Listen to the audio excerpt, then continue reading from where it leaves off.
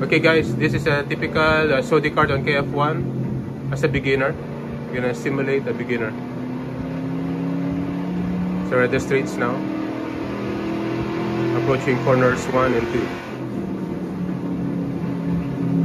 2. The typical beginner would have a tendency to brake on every corner, or at least slow down very hard.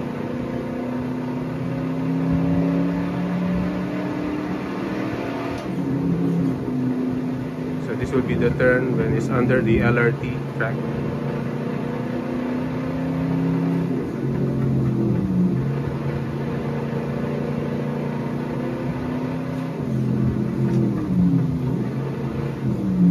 Especially every sharp corner, be real slow as a beginner.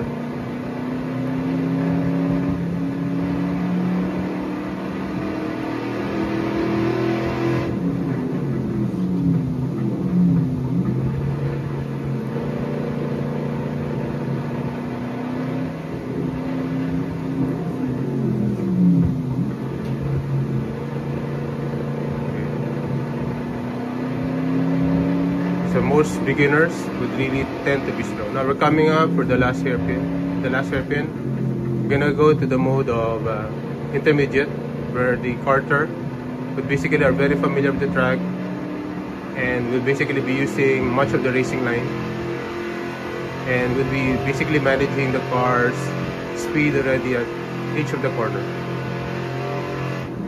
This is turn 3. You're maneuvering your turn, coming out very wide and coming in very tighter.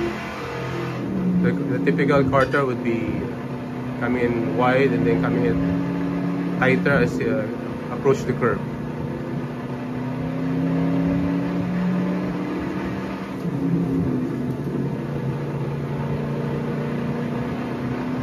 So you can see the lap time will drop from a beginner to intermediate. For a typical Saudi kart, we estimate the time for an intermediate karter to be less than 140.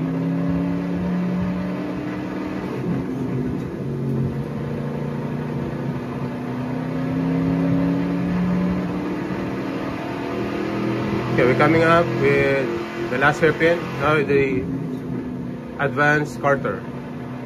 Advanced karter will be basically be using much of the features or physics of karting. So you're gonna be using the part itself to turn by braking.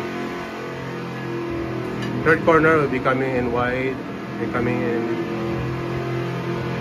quite wide here, and then slowly go to that corner and use much of the kart's weight to turn.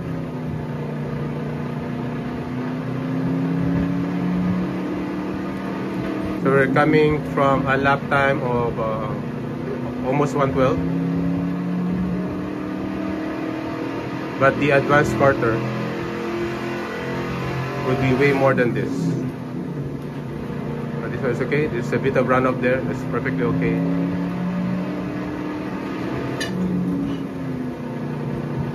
There's a bit of run up there as well. So that's perfectly okay.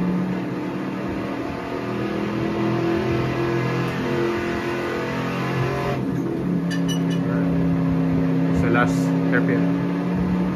As you can see, the time significantly dropped to 109. So 109, 108 will be something like a theoretical lap time for a Saudi kart.